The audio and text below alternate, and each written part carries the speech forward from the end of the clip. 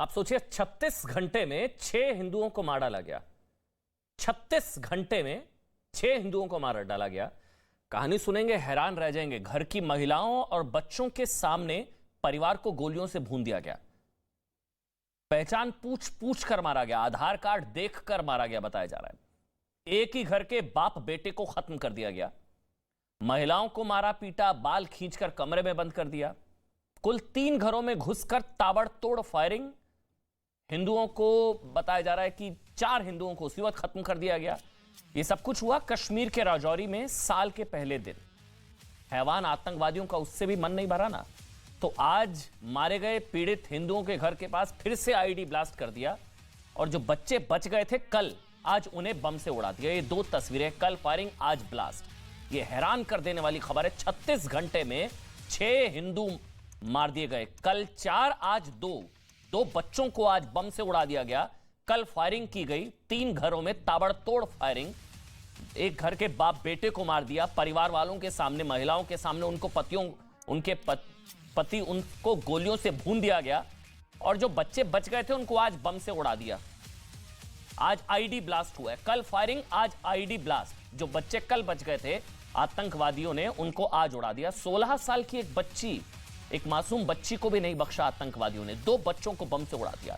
इस तरह 36 घंटों में 6 हिंदुओं की फिर से टारगेट किलिंग कश्मीर के राजौरी में।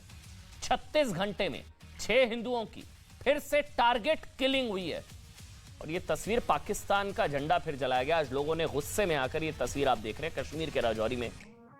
कश्मीर में पाकिस्तान का झंडा वहां पर कुछ इस तरह से जलाया गया। लोगों के अंदर आक्रोश इतना ज्यादा पाकिस्तानी आतंकवादियों को लेकर। और वहां पर पाकिस्तान का झंडा, ये जो आप तस्वीरें देख रहे हैं राजौरी की तस्वीरें हैं, वहां पर परिवार वाले लोग वहां पर सड़कों पर आए और पाकिस्तान का झंडा कुछ इस तरह से जलाया गया वहां पर। लेकिन देखिए, कश्मीर लोगों को तो पाकिस्तान दोषी नजर आ रहा है, पाकिस्तानी आतंकवादी कश्मीर में जो कर रहे हैं। लेकिन कश्मीर के नेता पाकिस्तान को क्लीन चिट दे रहे हैं, कह रहे हैं कि हिंदुओं को नफरत ने मारा। महबूबा मुफ्ती कह रही हैं कि मुस्लिम मरते हैं, हिंदू मरते हैं तो एक जमात ज्यादा फायदा उठाती है। फारूक अब्दुल्ला ने तो यहां तक कह दिया कि ये नफरत का नतीजा है कि ये जो आप किलिंग्स देख रहे हैं, मतलब पाकिस्तानी आतंकवादियों का कुछ नहीं है, तो आपसी नफरत है जिस वजह से वो हथियार उठा लेते हैं आतंकवादी और मार देते हैं। ये दोनों बेशर्म बयान आज आपको सुनने चाहिए। ये सियासत का असली बेशर्म रंग है। ये है असली सियासत का बेशर्म रंग। सुना दीजिए एक बार। मैं समझता हूं ये बर्बादी का रास्ता इख्तियार किया जा रहा है। जो भी कर रहा है बर्बादी का इख्तियार कर रहा है। इससे कुछ नहीं निकलेगा। हमारी बाउंड्रीज बदलेंगी नहीं, मगर हमारी बर्बादी और तेज हो जाएगी, नफरतें और बढ़ जाएंगी। इन नफरतों को दूर करने का रास्ता ढूंढना पड़ेगा। इसमें हिंदू मुस्लिम का नैरेटिव एक जमात चलाती है, जिनको इसका फायदा होता है, जिनको इस किस्म की हलाकतों से जो है पूरे मुल्क में नफरत फैलाने का और एक मौका मिलता है। और ये बहुत बहुत अफसोस की बात है। जहां हमारे हिंदू भाई मारे जाते हैं, उसका फायदा एक खुसूसी जमात पूरे मुल्क में उठाती है। हिंदू मुस्लिम नफरत फैलाने में उनके ये बहुत ही काम आते हैं इस किस्म। अशोक पंडित है मेरे साथ, लाइव जुड़ चुके हैं।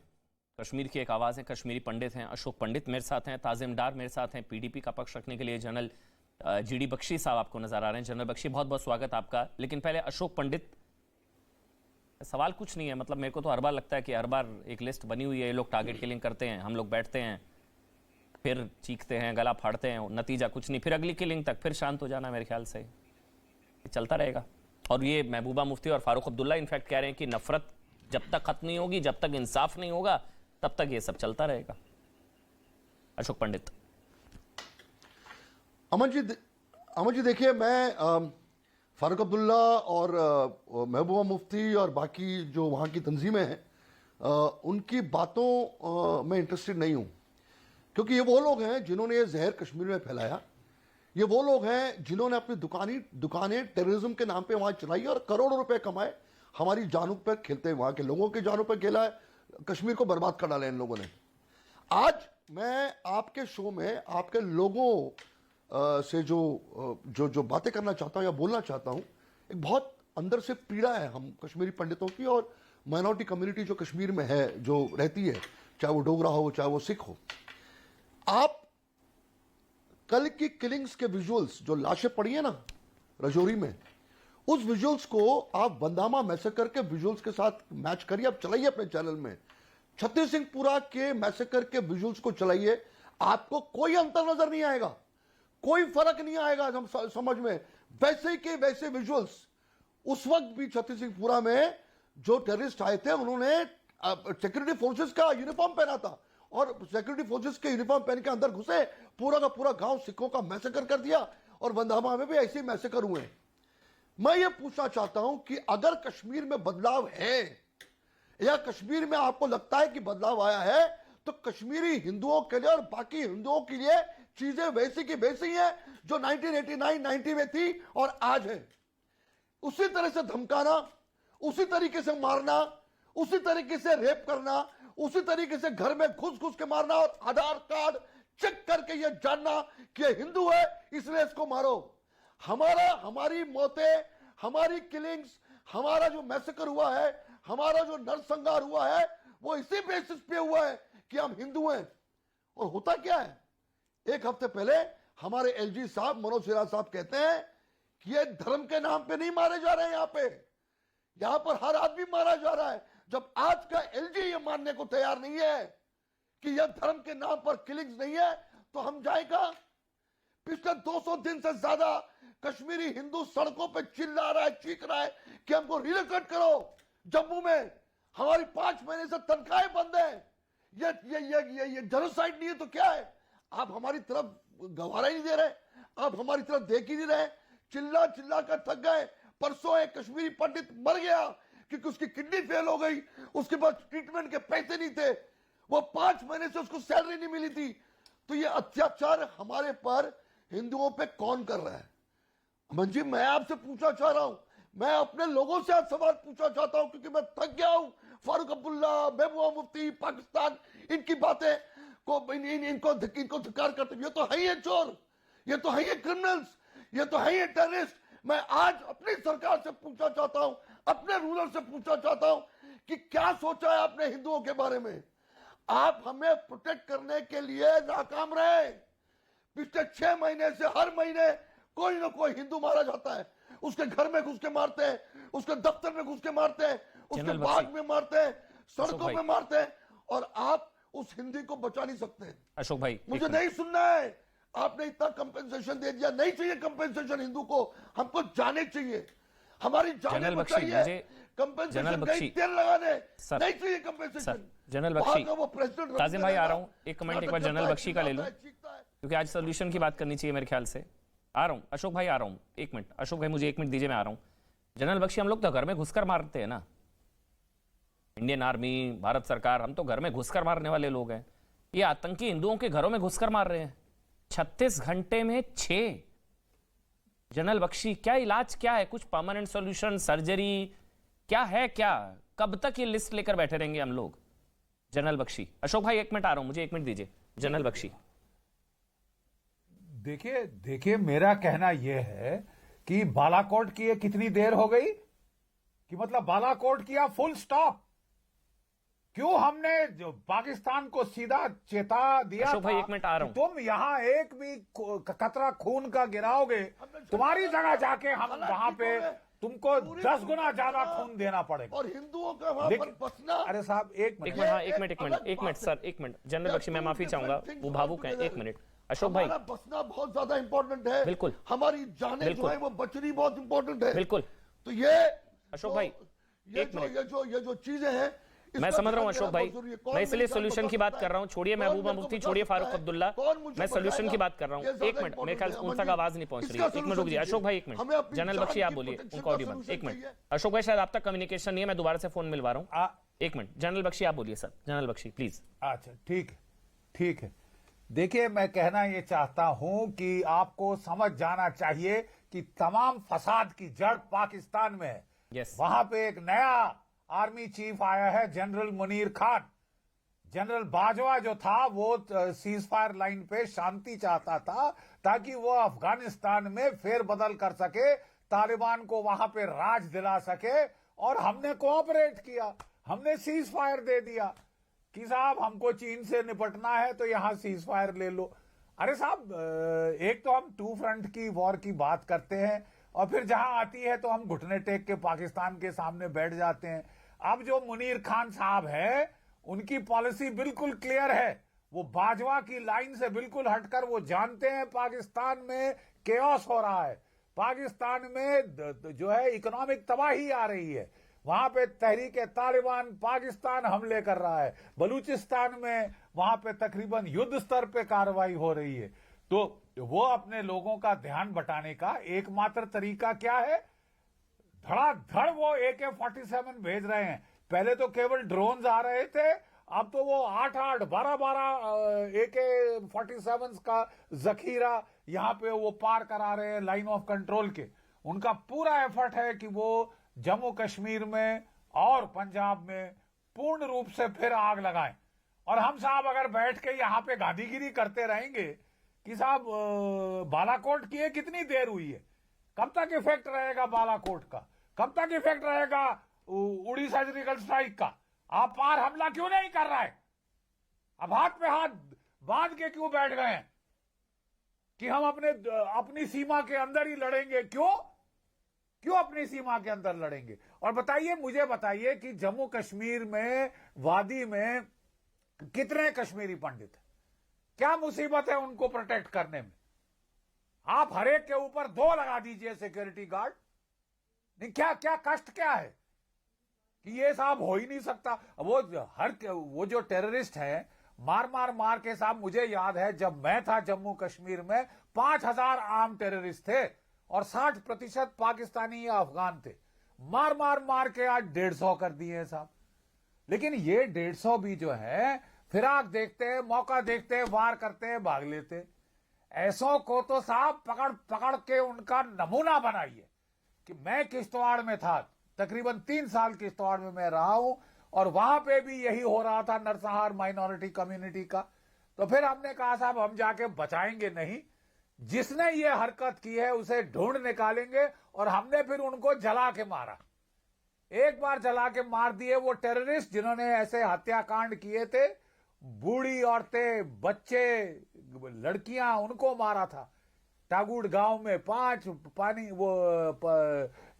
एक और गांव में जाके 8, बहुत अच्छा तीसरे solution गांव है, में जला जाके दो। 13, बहुत सही सॉल्यूशन लगातार हर हफ्ते जनाजा जो निकालते हैं, हमने जाके वो जब ग्लोरीफाई करते हैं, ये आतंकियों को जन्नत ही नहीं नसीब होगी, जला दो भाई। आतंक का धर्म नहीं होता तो आतंकियों को जला दो भाई। आतंक का तो धर्म होता नहीं है, ये तो सब कहते ही हैं। तो फिर जनाजे, नमाजा और पता नहीं वो सब जो ग्लोरीफाई किया जाता है, वो ट्रेनिंग वहीं पर रिक्रूटमेंट होता है। तो जो जनरल बख्शी कह रहे हैं वो शानदार है, जला दिया जाए। आतंक का धर्म नहीं होता तो जला दो इनको, ना मिलेगी मतलब जन्नत और बत्थर वाला सा कॉन्सेप्ट ही खत्म हो जाएगा। लेकिन सुधांशु त्रिवेदी, आज अशोक पंडित शुरुआत में आप थोड़ा देरी से जुड़े, सुधांशु त्रिवेदी, मतलब अगर कश्मीर में आज भी हिंदू होने की कीमत अपनी जान देकर चुकानी पड़ेगी, 36 घंटे में 6 मर्डर, हर 6 घंटे में 1, तो फिर सर क्या बदला सुधांशु जी? फिर क्या बदला? फिर तो सवाल उठेगा ना। और ऊपर से जब LG ये कह देते हैं कि इसको धार्मिक चश्मे से मत देखिए। देखिए, ये जो भी घटना हुई है वो बड़ी दुखद और हृदय विदारक है। परंतु मैं यह भी कहना चाहूँगा, ये इस बात को दर्शा रहा है कि जो आतंकवादी शक्तियां हैं, अब वो, जैसे अभी जनरल बख्शी कह रहे थे कि हम क्यों अपने यहाँ लड़ाई लड़ते रहेंगे। मैं थोड़ा सुन रहा था ज्वाइन होने से पहले, थोड़ा टेक्निकली, तो उन्होंने कहा क्या बालाकोट के बाद सब कुछ समाप्त हो जाना चाहिए था, फुल स्टॉप? नहीं, मैं उदाहरण देना चाहता हूँ कि उरी के बाद सर्जिकल स्ट्राइक और बालाकोट जो हुआ था, उसने ये दर्शाया था कि अब लड़ाई सिर्फ हमारे यहाँ नहीं होगी। जो बदलाव आया है वो हमारी सरकार आने से पहले, और उसमें अंतर जानते हैं क्या था? जो आज कश्मीर में दिख रहा है, ये कमोबेश पूरे हिंदुस्तान में दिखता था। क्या ऐसे ही हमले दिल्ली हो, मुंबई हो, गुवाहाटी हो, हैदराबाद हो, चेन्नई हो, बेंगलोर हो, लखनऊ हो, गया हो, पुणे हो, चंडीगढ़ हो, सब जगह होते थे कि नहीं? पूरे देश भर में लिखा हुआ रहता था कि कोई चीज छुइएगा नहीं, चाहे रेलवे का प्लेटफॉर्म हो या पार्क हो, धमाका हो सकता है। चलती ट्रेन के अंदर, चलती बस के अंदर धमाके होते थे। वो सारी चीजें समाप्त हो गई। अब सारा का सारा फोकस दक्षिण कश्मीर के 4 जिलों में, और वहां पर भी अब यह दर्शाता है कि सेना के ऊपर। लेकिन त्रिवेदी जी, माफी के साथ, उनमें और इनमें फर्क है सर। आधार कार्ड और धर्म पूछकर कहीं नहीं मारा गया कश्मीर के अलावा। हिंदू होने की वजह से शायद कहीं नहीं मारा गया, अगर मैं गलत नहीं हूं। अब नहीं, अगर आपको याद हो 26/11 में तो सबके वो कार्ड देखे गए थे और इजरायली नागरिकों को किनको क्या देखा गया। ढाका में भी नाम बुलवा बुलवा के कुरान शरीफ की आयतें पूछ पूछ के गोली मारी गई थी। उसमें कई मुसलमान भी बेचारे मार दिए गए थे जो कि नहीं आयतें सुना पाए थे। वो तो एक इनका एक इंटरनेशनल मॉडस ऑपरेंडी। पर मैं जो कहना चाह रहा हूं, देखिए आज की स्थिति में ये सेना या किसी इस ढंग के सिक्योरिटी इंस्टॉलेशंस पर चूंकि अब नाकामयाब हो रहे हैं तो खिसियाहट में ये इस प्रकार के कार्य कर रहे हैं, परंतु सरकार प्रतिबद्ध है। जिस ढंग से इनको समेटते समेटते यहां तक लाई है, कुछ ही समय में इसका भी प्रभावी उत्तर होगा। परंतु इसमें एक बात मैं कहना चाहता हूं, समस्या जानते हैं क्या है? दुनिया में जितने भी देश आतंकवाद से लड़ रहे हैं, जैसे ये घटना हुई, हमारे जितने विपक्षी दल हैं, किसी एक ने भी सिर्फ आतंकवादियों के खिलाफ नहीं बोला होगा, उनसे ज्यादा सरकार के खिलाफ बोला होगा। हाँ, कि नफरत का माहौल है, आप दुनिया लोगों में ने जितने भी नफरत का देश माहौल बना आतंकवाद से रखा है, लड़ रहे इसलिए हैं, सब हो रहा है। राष्ट्रीय सुरक्षा को लेकर, देखिए राष्ट्रीय सुरक्षा को लेकर दुनिया में एक फर्म रिजॉल्व होता है, पार्टी एक्स पावर में हो या पार्टी वाई पावर में हो। सिर्फ भारत में ही है कि आतंकवादियों से हमदर्दी होती है। इसी कश्मीर के लिए आतंकवादी पकड़े जाएं तो ह्यूमन राइट्स पे जीरो टॉलरेंस होनी चाहिए थी, और इसी कश्मीर में आतंकवादियों पे कार्रवाई के लिए याद करिए, कांग्रेस पार्टी के एक सांसद ने भारत की सेना के चीफ को सुरक्षा गुंडा बोल दिया था। इस ढंग का उदाहरण देना चाहता हूं। 9/11 हुआ अमेरिका में, that was the biggest security failure, that was the biggest intelligence failure. पर बताइए, किसी पार्टी ने किसी टीवी चैनल पे आकर किसी व्यक्ति ने इस पे बहस की? जब हुआ तो 9/11 उस समय जॉर्ज बुश थे, और ओसामा बिन लादेन को जब मारा गया तो रिपब्लिकन नहीं डेमोक्रेटिक की सरकार थी, और बराक ओबामा थे। यानी पार्टी कोई भी रहे, पर हमारे यहां समस्या क्या है कि उनको आइडियोलॉजिकल कवर देने के लिए श्रीनगर से लेकर दिल्ली तक और इंटरनेशनल नेटवर्क फैलाकर लोग बैठे रहते हैं। इस कारण से राजनीतिक दृष्टि से थोड़ी समस्या आती, परंतु अब हम उसको भी ओवरकम करते हुए आप आश्वस्त रहिए कि आज ये बात इसलिए नहीं गले से उतर रही है चीजों के बारे में। इनके बयानों के चक्कर में 36 घंटे में 6 हिंदू मर गए, क्योंकि इस तरह के बयान देते हैं तो राजनीतिक वो होता है। इस चक्कर में थोड़ी ना सर 36 घंटे में 6 हिंदू मर गए, घरों में घुस घुस कर महिलाओं के सामने गोलियों से भून दिया। आज 16 साल की घटना की बात नहीं कह रहा हूं मैं, वही कह रहा हूं सर, इनसे थोड़ी ना पूछ के मारेंगे। ये घटना की बात नहीं, ये तो रोते रहेंगे। अगर आज फारूक अब्दुल्ला रो रहे हैं, अगर आज फारूक अब्दुल्ला रो रहे हैं कि भाई नफरत का माहौल है इसलिए सब हो रहा है, मतलब वो कह रहे हैं कि पाकिस्तानी आतंकवादियों को कुछ नहीं, इंटरनल नफरत है इसलिए सब हो रहा है। और पहले उन्होंने कहा जब तक इंसाफ नहीं होगा तब तक ये मेरा ये कहने का मतलब नहीं है, एक घटना से मतलब नहीं है। आज से पहले, हमारी सरकार आने से पहले केवल अटल जी का दौर छोड़ दें तो हमेशा हम शिकायत करते थे कि पाकिस्तान हमारे साथ ज्यादती कर रहा है। आज पाकिस्तान शिकायत करता है कि हम उसको आंख दिखा रहे हैं। अंतर तो आया है, और भारी मात्रा में अंतर आया है। और मैंने जो आपसे कहा, पूरे देश से सिमटकर वो दक्षिण कश्मीर के 4 जिलों तक रह गए, और उन कश्मीर में भी वो सेना के ऊपर अब आक्रमण करने में असफल हो रहे हैं, असमर्थ हो रहे हैं, इसलिए चुन चुनकर ये किलिंग कर रहे हैं। मगर मैं फिर कहना चाहता हूं, इतने अमानवीय कृत्य पे, इतने दुखद कृत्य पे, हृदय को हिला देने वाले कृत्य पे हमारे किसी भी विपक्षी दल ने केवल और केवल आतंकवादियों की आलोचना नहीं की है। एक वाक्य रस्म अदायगी के लिए उनका बोलेंगे और फिर किंतु परंतु होकर शुरू हो जाएंगे। इस ढंग के सुना नहीं आपने, फिर माफ करिएगा, आतंकवादियों को पूरा कवर फायर दिया इन लोगों ने। मैं तो डंके की चोट पर बोलता हूं, इन्होंने पूरा कवर फायर दिया आतंकवादियों को, पाकिस्तानी आतंकवादियों को पूरी क्लीन चिट दिया। जब ये कहा है कि अंदरूनी नफरत इतनी है ना, ये मार देते हैं, जब तक इंसाफ नहीं होगा ये किलिंग होती रहेगी। ये आतंकवादियों के लिए इंसाफ मांग रहे हैं। आपने सुना नहीं, इन लोगों ने पाकिस्तानी आतंकवादियों को पूरा कवर फायर दिया है। आज मैंने बयान सुने, मैं हैरान रह गया। मेरे साथ ताजिम भाई हैं, ताजिम डार है मेरे साथ, मैं आ रहा हूं, 1 मिनट आ रहा हूं, जनरल बख्शी आ रहा हूं, एक बयान में ताजिम डार। मतलब अब जो जनरल बख्शी ने कहा, छोड़िए पीडीपी, महबूबा मुफ्ती, उमर अब्दुल्ला, बीजेपी, कांग्रेस, सारी चीजें इतर, अब घाटी में, कश्मीर में ये हिंदुओं की टारगेट किलिंग करते हैं ना, अब आतंकवादियों चुन चुनकर उनकी टारगेट किलिंग होनी चाहिए। आप साथ हैं, आप बोलते हैं हाँ अमन भाई, घाटी में, कश्मीर में चुन चुनकर आतंकवादियों की टारगेट किलिंग होनी चाहिए। अब ताजिम भाई। देखिए अमन जी, मैंने बड़ी पेशेंस के साथ तीनों हमारे जो पैनलिस्ट हैं उनको सुना है, और सबसे पहले अशोक जी ने बड़े अनपार्लियामेंट्री वर्ड्स भी इस्तेमाल किए, और मैं नहीं समझता हूं कि ये प्लेटफॉर्म ऐसा है जहां पे हिंदुस्तान के लीडरों के खिलाफ इस तरह से बयानबाजी की जाए कि उन्हें अनपार्लियामेंट्री वर्ड्स यूज किए जाएं। मैं उसकी भर्त्सना करता हूं। और जहां तक आज का सवाल है, जहां हमारे राजौरी का रहने वाला मैं खुद हूँ, डिस्ट्रिक्ट जिला राजौरी से हूँ, और मैंने खुद आज सुबह से लेकर शाम तक यहाँ हम लोगों ने प्रोटेस्ट भी किया। हम लोगों ने, जिन लोगों ने उनको मारा है उनके खिलाफ, और उन सोगवार कुंभों के साथ हमने अपना वक्त भी बिताया है।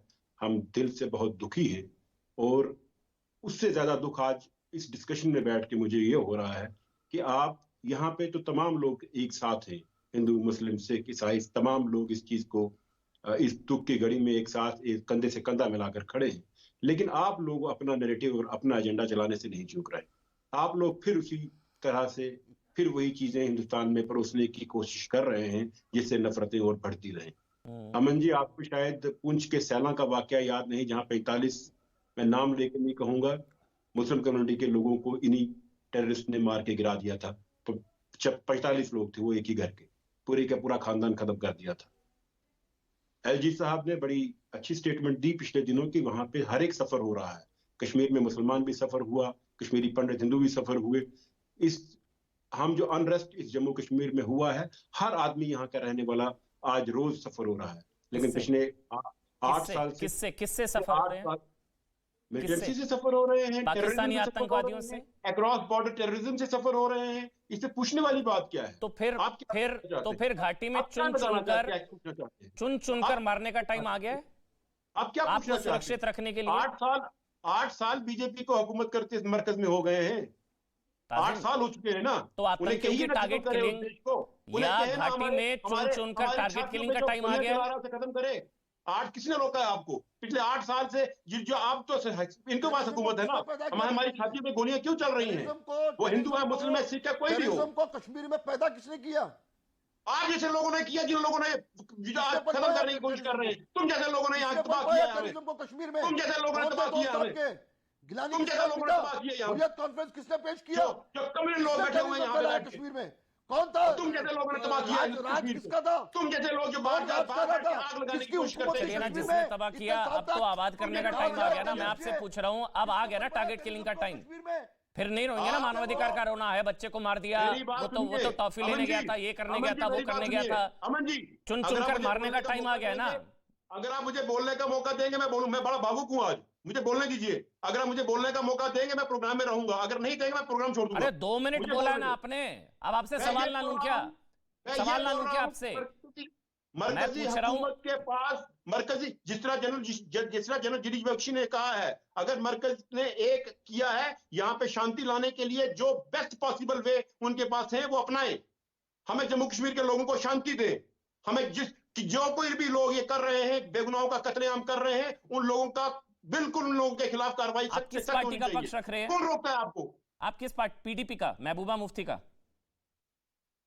क्या मेरा महबूबा मुफ्ती का? आप महबूबा मुफ्ती जी का पक्ष रख रहे हैं ना, अगर मैं गलत नहीं हूं।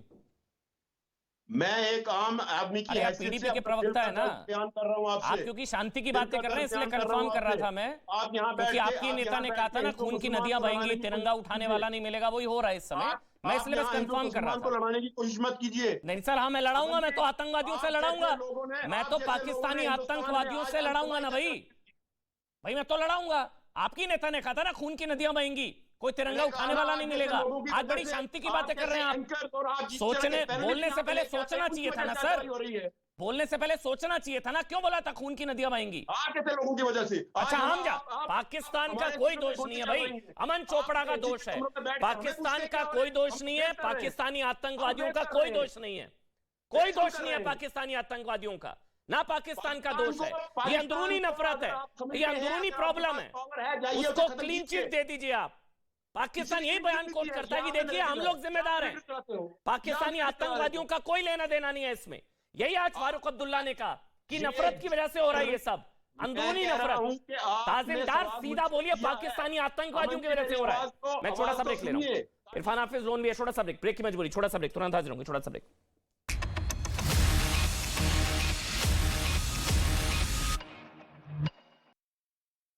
चीन में बढ़ते कोरोना मामले के बीच बैंक के बाहर प्रदर्शन।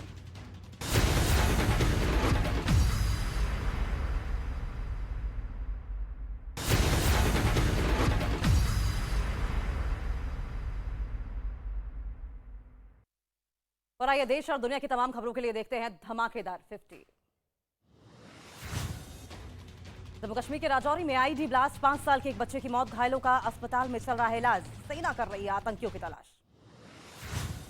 जम्मू के राजौरी में 4 लोगों की हत्या का मामला है, एनआईए को सौंपी गई जांच। आतंकियों ने घर में घुसकर की थी फायरिंग, 10 लोग हुए थे घायल।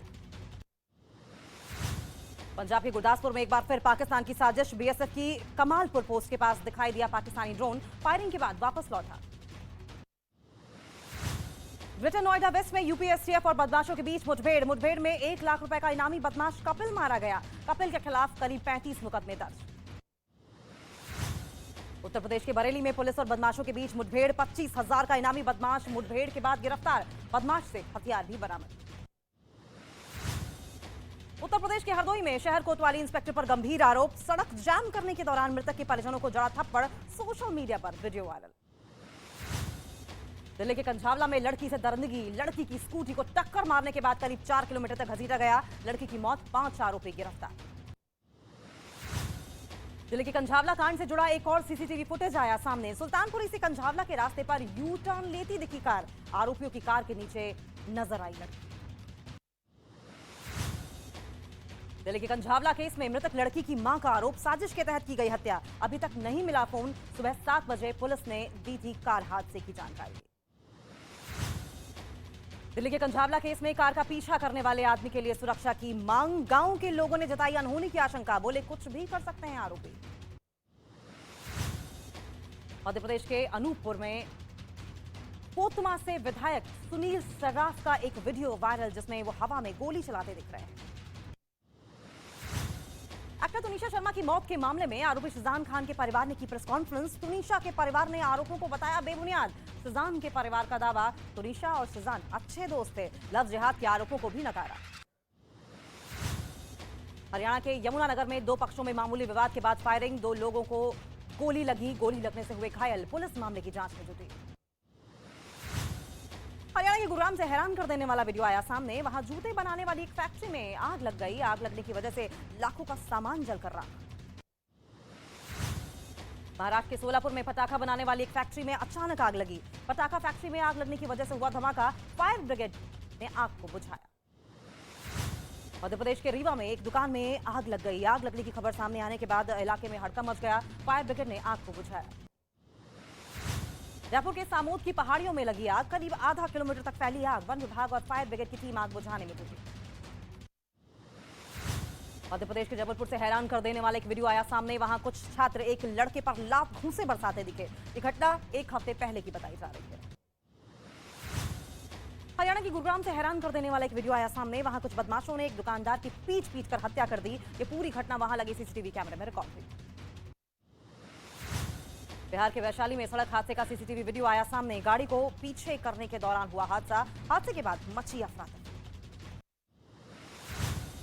उत्तर प्रदेश के हाथरस में ट्रैक्टर और गाड़ी की दर्दनाक टक्कर, इस हादसे में 3 लोगों की हुई मौत, जबकि 3 लोग घायल। उत्तर प्रदेश के अमरोहा में कोहरे की वजह से सड़क हादसा, 2 गाड़ियों की हुई आमने सामने टक्कर, हादसे में 5 लोग हुए घायल। बिहार के बगहा से सड़क हादसे का सीसीटीवी वीडियो आया सामने, सड़क पार करने के दौरान बेकाबू गाड़ी ने मारी टक्कर, घायल की गंभीर हालत में इलाज जारी।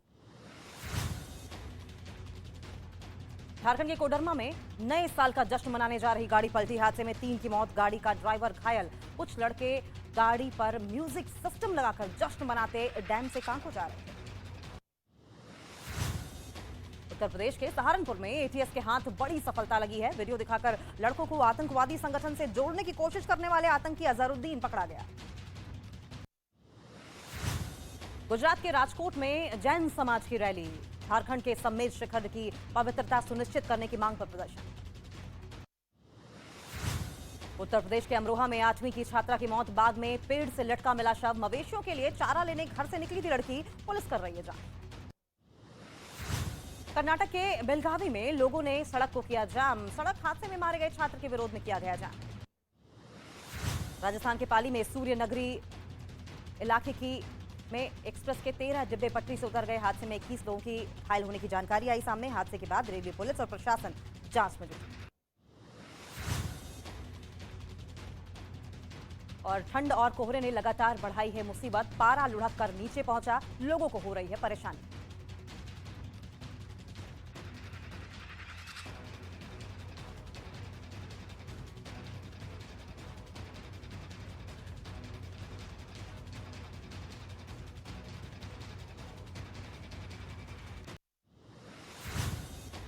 पंजाब में 8 जनवरी तक सभी स्कूल रहेंगे बंद। कड़ाके की ठंड और शीतलहर को देखते हुए सभी स्कूलों की छुट्टी 8 जनवरी तक के लिए बढ़ाई गई। पंजाब में 2 जनवरी को नहीं खुलेंगे स्कूल और आंगनवाड़ी।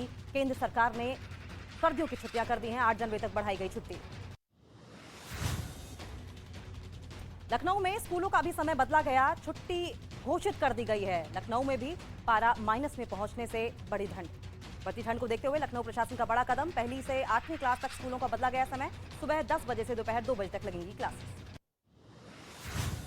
लद्दाख के द्रास क्षेत्र में हुई बर्फबारी, कई जगह 8 इंच के करीब बर्फ जम गई। बर्फबारी के बाद कई खूबसूरत तस्वीरें आई सामने।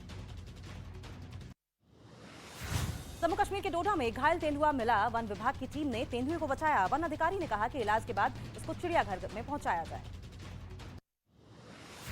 जम्मू कश्मीर के डोडा में इस साल के पहले दिन बर्फबारी, सड़कों पर जमी बर्फ को स्थानीय प्रशासन हटाने में जुटी। 2016 में हुई नोटबंदी पर सुप्रीम कोर्ट की संविधान पीठ का बड़ा फैसला। नोटबंदी के खिलाफ दायर सभी याचिकाओं को कोर्ट ने किया खारिज। कहा नोटबंदी की प्रक्रिया में कोई गड़बड़ नहीं।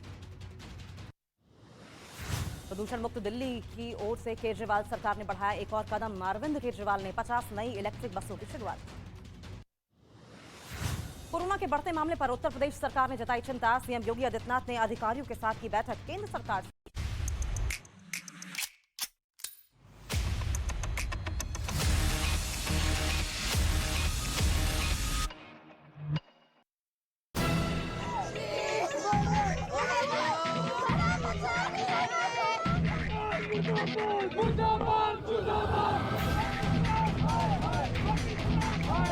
इसमें हिंदू मुस्लिम का नैरेटिव एक जमात चलाती है जिनको इसका फायदा होता है।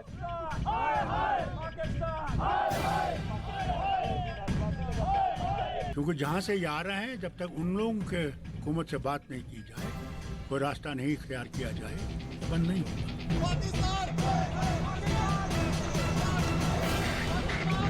पाताल से भी निकाल कर इन कायर पाकिस्तानी आतंकवादियों को मौत के घाट उतारा जाएगा।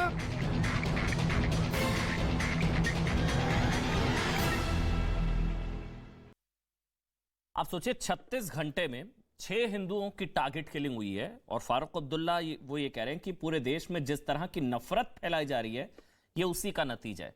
मतलब शायद अब्दुल्ला के लिए आतंकी विक्टिम है कि नफरत के पीड़ित है बेचारे, इसलिए हथियार उठा लेते हैं। फारूक अब्दुल्ला की स्टेटमेंट है, कोट अनकोट, वो कह रहे हैं पूरे देश में जिस तरह की नफरत फैलाई जा रही है ये उसी का नतीजा है। पूरे देश में जो नफरत फैलाई जा रही है, जो आतंकी मार रहे हैं हिंदुओं को, ये अंदरूनी नफरत का नतीजा है। इसमें पाकिस्तानी आतंकवादियों का कोई हाथ नहीं है।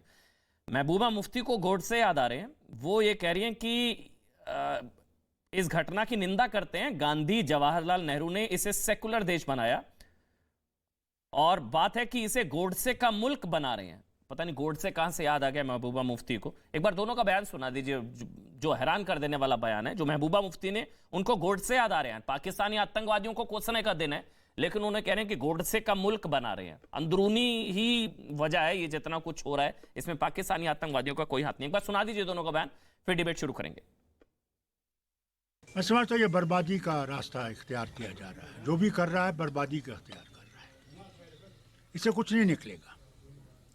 हमारी बाउंड्रीज बदलेंगी नहीं, मगर हमारी बर्बादी और तेज हो जाएगी, नफरतें और बढ़ जाएंगी। इन नफरतों को दूर करने का रास्ता ढूंढना पड़ेगा। इसमें हिंदू मुस्लिम का नैरेटिव एक जमात चलाती है जिनको इसका फायदा होता है, जिनको इन किस्म की, इस किस्म की हलाकतों से जो है पूरे मुल्क में नफरत फैलाने का और एक मौका मिलता है। और ये बहुत बहुत अफसोस की बात है। जहाँ हमारे हिंदू भाई मारे जाते हैं उसका फायदा एक खुसूसी जमात पूरे मुल्क में उठाती है। हिंदू मुस्लिम नफरत फैलाने में उनके ये बहुत ही काम आते हैं इस किस्म। बताइए सुधांशु जी, ये मेरे ख्याल से आप ही को जवाब देना पड़ेगा। फारूक अब्दुल्ला कह रहे हैं कि पूरे देश में जिस तरह की नफरत फैलाई जा रही है ये उसी का नतीजा है, फारूक अब्दुल्ला। और महबूबा मुफ्ती कह रहे हैं कि गोडसे का देश बना दिया है आप लोगों ने। उनका जो कोट एंड कोट स्टेटमेंट है कि गांधी जवाहरलाल नेहरू ने इसे सेकुलर देश बनाया और बात यह है कि इसे गोडसे का मुल्क बना रहे हैं आप लोग, इसलिए ये सब हो रहा है। ये इंटरनली ये सब रीजंस है। सुधांशु जी देखिए, मैं इसमें बिल्कुल एक तथ्यात्मक जवाब देना चाहता हूं। गांधी और जवाहरलाल नेहरू के समय तो ये देश सेकुलर था ही नहीं। संविधान सभा में दिखा दें तो सेकुलर शब्द खारिज कर दिया गया था। और अगर किसी को कंफ्यूजन है तो मैं कोट बता देता हूं, यह प्रस्ताव रखा था केटी शाह ने जो गुजरात से आए हुए थे, इसके ऊपर इस पे कमेंट किया था एचसी मुखर्जी ने, लोकनाथ मिश्रा ने और जवाहरलाल नेहरू जी ने भी वो किया था। फिर अंबेडकर जी का यह निर्णय था कि सेकुलर वर्ड की जरूरत नहीं है। सेकुलर आया 1976 में। अब मजेदार बात बताता हूं, 42वें संविधान संशोधन में जब डेमोक्रेसी को खत्म करके सारे विपक्ष को जेल में डालकर संशोधन किया गया तो सेकुलर वर्ड आया, उसमें एक और चेंज किया गया, लोकसभा का कार्यकाल 5 से 6 साल कर दिया गया। अब देखिए मजे की बात यह थी, धारा 370 के चलते हुए कश्मीर की विधानसभा जब तक संविधान में हुए किसी संशोधन को अंगीकार नहीं करेगी तब तक वो लागू नहीं होगा।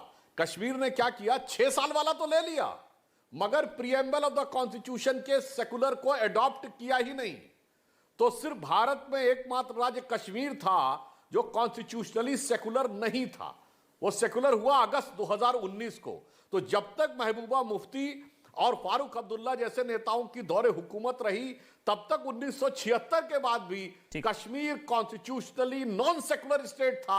अब इसी को आप देखिए क्या ये लोग बनाते हैं कि जो राज्य ही सेकुलर नहीं था वही सेकुलरिज्म का प्रतीक हो गया। और फिर ये तो वो है ना महबूबा जी, जो ये एक लाइन और कह दूं, ये वो है जो कहती थी कि हमारे आईन ने हमें एक झंडा दिया था। मैं पूछना चाहता हूं, जितने इससे पहले हमारी सरकार आने से पहले जितने प्रदर्शन होते थे उसमें कभी किसी ने वो कश्मीर का तथाकथित झंडा देखा हो पुराना वाला? तो सिर्फ आईएसआईएस और पाकिस्तान के झंडे। और कहती थी कि कोई तिरंगे को कंधा देने वाला नहीं मिलेगा। आप देखिए साहब, 26 जनवरी 15 अगस्त को डल लेक के चारों तरफ जिस कदर तिरंगे दिखाई पड़ते हैं। इसीलिए मैं कह रहा हूं यह हालात बदल रहे हैं और बदलते हालात के कारण अब वो लोग बहुत ही घटिया लेवल की हरकतों पे आ गए हैं, चुन चुन कर मारने वाली। परंतु जब मोदी जी के नेतृत्व में, अमित शाह जी के नेतृत्व में जो चीजें जिस दिशा में आगे बढ़ रही हैं, आप देखिए वो निर्णायक रूप से चीजें समाप्त होने की तरफ जाएंगी। वरना मुझे जितने विपक्ष में बैठे टेक्निकल जवाब दे दे, कब कश्मीर ने कब सेकुलर एडॉप्ट किया था। इरफान हाफिज लोन, अब मैं आपके पास आ रहा हूं सीधे से सवाल के साथ। मैं सवाल पूछ रहा हूं आपसे इरफान हाफिज लोन, उम्मीद करूंगा आप उसी का जवाब देंगे।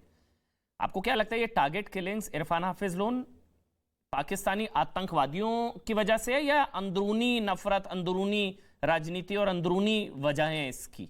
आपको क्या लगता है? 2 ऑप्शन दे रहा हूं, आपके हिसाब से आपको क्या लगता है? पाकिस्तानी आतंकवाद इसके पीछे, पाकिस्तानी आतंकवादियों की वजह से या अंदरूनी नफरत की वजह से? इरफान हाफिज लोन। मैं तो यही कहूंगा कि हमने ये जो देखा है कि हालात जो है, जो ये निंदनीय है, एक गैर इंसानी हरकत है, हमने ये 30 साल देखा है और बदकिस्मती से हम इसका दर्द झेल रहे पिछले 30 साल से। और सही कहा था एक जमाने में राष्ट्रपति अमेरिका के, मेरे सवाल सबसे का जवाब दे पाएंगे? आगे आप ज्ञान देते रहिएगा, मेरे सवाल का जवाब दे सकते हैं, नहीं दे सकते? आपसे निवेदन है, आप सुनिए प्लीज। आप पूरा बोलिए, मेरे सवाल का जवाब या तो बोल दीजिए अमन भाई मेरे पास नहीं है, मैं पाकिस्तानी आतंकवादियों के खिलाफ नहीं बोलूंगा। इसमें जाइए और आप शर्म करिए। हाँ भाई, पाकिस्तानी आतंकवादियों को तो शर्म करनी ही नहीं चाहिए, मैं समझ रहा हूँ। आज 1 मिनट रुकिए। इरफान हाफिज लोन, मेरे सवाल का जवाब दे दीजिए, उसके बाद आप 2 मिनट बोलिए, मैं आपको नहीं टोकूंगा। आप बोलिए, मैं आपको नहीं टोकूंगा। मैं सवाल पूछूं आपसे? सवाल पूछूं? सवाल है मेरा, आपको क्या लगता है जो टारगेट किलिंग हो रही है हिंदुओं की वो पाकिस्तानी आतंकवादियों की वजह से है या अंदरूनी नफरत की वजह से है? 2 ऑप्शन है आपके पास, मुझे बता दीजिए। मतलब हिंदुओं को नफरत ने मारा या पाकिस्तानी आतंकवादियों ने मारा? बस ये 2 का एक जवाब। मैं समझता हूं कि जो कश्मीर, आप जैसे लोग, आप जैसी विचारधारा इसके लिए रिस्पॉन्सिबल है, जो कश्मीर को नहीं सुलझाना चाहते हैं, जो इसे केवल through the prism of military option देखते हैं, मानवता के प्रिज्म से नहीं देखते हैं। आप जैसे लोग जो यहाँ पर हिंदुस्तानी जिम्मेदार है, पाकिस्तानी जिम्मेदार नहीं है। मैं समझ गया सर, इसलिए मैं आपसे पूछ रहा था, मैं पक्ष जानना चाह रहा था। आपकी नजर में भी पाकिस्तानी आतंकवादी नहीं है, पाकिस्तान इसके पीछे नहीं है, हिंदुस्तानी हम लोग जिम्मेदार हैं। मैं समझ गया ना सर, मैं इसलिए मैं इरफान हाफिज लोन, आप लोगों का चेहरा सामने लाना जरूरी होता है। सुलझ गया? हाँ, पता लग गया, सुलझ जाएगा सर। चुन चुन कर ये जितने हथियार उठाएंगे सारे ऊपर जाएंगे, आप लोग रोते रहिएगा। अमन चोपड़ा जी जरा माफी मांगे देश से। अच्छा, मैं बयान देखिए। हाँ, मेरी गलती है भाई, हिंदुस्तानियों की गलती है। मैं माफी मांगता हूँ कि मैं पाकिस्तानी आतंकवादियों को दोष दे रहा हूँ। चलिए मैं पाकिस्तानी आतंकवादियों को दोष दे रहा हूँ, इसलिए मैं आपसे माफी मांग लूं। आपको प्रॉब्लम है पाकिस्तानी आतंकवादियों को मैं गाली दे रहा हूं? अरे शर्म करिए, कोई अगर कोई आप बोल रहे हैं ना हिंदुस्तानी जिम्मेदार हैं। अभी आपने बोला, आपके मुंह से एक शब्द निकला कि पाकिस्तानी आतंकवादी है इसके पीछे। अमन भाई, जनरल बख्शी आ रहा हूं, आपके मुंह से एक शब्द निकला कि इसके पीछे पाकिस्तानी आतंकवादी है। कैसे मारा गया? पाकिस्तानी आतंकवादी इसके पीछे, बोलिए। एक प्रश्न मेरा है, छोटा सा, सुनेंगे आप? अरे छोड़िए ना, जवाब देने आए, सवाल पूछने आए हैं। पाकिस्तानी आतंकवादी इसके पीछे, बोलिए बोलिए। पाकिस्तानी आतंकवादी इसके पीछे, हिंदुओं की टारगेट किलिंग के पीछे। जी देखिए, कल शाम को जब ये 4 लोग हमारे मारे गए, शहीद किए गए, मॉर्निंग में जब कोई क्राइम होता है पुलिस जाती है वहां पर और सैनिटाइज करती है। मॉर्निंग में उन्होंने क्यों नहीं आईडी शाम को देखा? ये नहीं बोलेंगे। अब सरकार से ये जो लैप्सेस हुए हैं उस पे बात क्यों नहीं करते हैं? जनरल बख्शी, बिपिन रावत ने एक बात कही थी। बिपिन रावत ने 2.5 मोर्चे से जंग की बात की थी सर। वो सही मायनों में कश्मीर के मसले पर, कश्मीर के केस में सर शायद संभवतः बिल्कुल सही कही थी उन्होंने। जो आज भी हम पाकिस्तानी आतंकवादियों को दोष देने से कतराते कि नहीं ये तो अंदरूनी है उनका, उनको क्यों दोष देते हैं अमन भाई आप? जनरल बख्शी, अशोक पंडित आ रहा हूं, सुधांशु जी आ रहा हूं। देखिए साहब, मैं यहाँ पे मेरी आधी से ज्यादा जिंदगी कश्मीर में लड़ते लड़ते गुजरी है। मैं चप्पे चप्पे से वाकिफ हूं और अच्छी तरह वहां के हथकंडे जानता हूं। एक शब्द सुना है आपने? ये जो वहां की सो कॉल्ड नेशनलिस्ट पार्टीज हैं, पीडीपी और नेशनल कॉन्फ्रेंस, एक शब्द कॉन्डेमनेशन का, एक शब्द नहीं, हमदर्दी का? जो बेचारे मारे गए वे यहां बैठ के साहब वो गाली गलौज दे रहे हैं कि वजह ये है कि आपने एक माहौल पैदा किया हुआ है और वो माहौल के वजह से वो लोग मर रहे हैं। पाकिस्तान के आतंकवादियों ने तो कुछ किया ही नहीं, वो तो खून बरसाने आए हैं। और दूसरा, आपने बोल दिया जो बोलना था। हाफिज लोन का ऑडियो बंद। एक अब मेरी बारी है। आर्मी के सीनियर ऑफिसर है, एक एक करके। लोन साहब एक मिनट, इरफान हाफिज लोन एक मिनट, जनरल बख्शी आप कंप्लीट करिए। यहाँ एक नया डेफिनेशन हमने सेक्युलरिज्म का देखा है साहब। हमने एक नया डेफिनेशन सेक्युलरिज्म का देखा है कि अगर हिंदू मारे जाए तो उसकी बात न की जाए, उसको दबा दिया जाए, नहीं तो नफरत बढ़ेगी। क्या बात है साहब, वाह वाह, माशाअल्लाह। ये तो एक नया फलसफा है कि सेक्युलरिज्म का मतलब अगर कोई हिंदू मरता है तो चुप्पी साध लीजिए, ब्लैकआउट कर दीजिए, बात ही मत करिए, माहौल खराब हो जाएगा, नहीं तो नफरत बढ़ेगी साहब, नफरत है। ये नया ड्रामा है साहब। वहां पे आप बेचारे निहत्थे लोगों को, औरतें बच्चों को मार रहे हैं। कोई घृणा, साली इससे ज्यादा घृणित कार्रवाई कोई हो सकती है? उसके बारे में एक अल्फाज नहीं तुम्हारे मुंह से निकल सकता कॉन्डेमनेशन का, एक अल्फाज इंसानियत का नहीं निकल सकता कि साहब बड़ा दुख है कि ये बेचारे गरीब बेकसूर निहत्थे मार डाले गए, औरतें बच्चे मार डाले गए। बट आपको यहां लगा कि साहब अगर आप इसकी बात करेंगे तो माहौल खराब होगा। क्या बात है साहब, ये चित्त भी मेरी, पट भी मेरी, मारेंगे भी, बात नहीं होनी चाहिए। सेक्युलरिज्म का सिद्धांत जो है पलट जाएगा, ये बकवास है। मैं था किश्तवाड़ में, मुझे उस वक्त बोला गया, बख्शी तुम क्यों बीच में कूद रहे हो? मैंने कहा साहब तो मेरे को बचाने के लिए भेजा पॉपुलेशन को यहां, मैं नहीं बचाऊंगा तो और कौन बचाएगा? बोले पुलिस बचाएगी। मैंने कहा पुलिस इतनी काबिल होती तो हमारी इतनी लाखों की फौज लानी पड़ती? ये उनके काबू के बाहर है। और एक ही तरीका है साहब, मैं डील करता हूं। अब मेरे इलाके में किलिंग हो रही थी, मैंने जाके बात करी, मुझे नाम बताओ किसने किया है। ठीक है साहब, उन्होंने नाम बता दिया, अबू मुस्तफा, अबू गुलाम, अबू उमेर, तीनों पाकिस्तानी। मैंने कहा साहब भाड़ में गए बाकी टेररिस्ट, तुमने जहां भागना है तुम भाग लो, तुमको किसी जहन्नम के कोने से भी मैं ढूंढ के निकालूंगा और जब मारूंगा जला के मारूंगा। तुमने औरतें और बच्चों का कत्ल किया है, तुमने इंसानियत का कत्ल किया है और तुमने अल्लाह ताला की हुक्म अंजुली की है। और साहब 1 महीना लगा, उनको ढूंढा, पकड़ लिया। गांव वो जंगल के बीच में एक धोख में जाके छुपे थे जो मैदान में थी, ताकि वो उनको कोई घेर के मार ना सके। और उन्होंने बड़े ताबड़तोड़ वो लड़े जैसे कॉर्नेट रैट्स होते हैं, चूहे की तरह उन्होंने गोलियां बरसाई। हमने रॉकेट लॉन्चर लगा के पूरी वो जो झोपड़ी है वो उड़ा दी, आग में जल के मरे।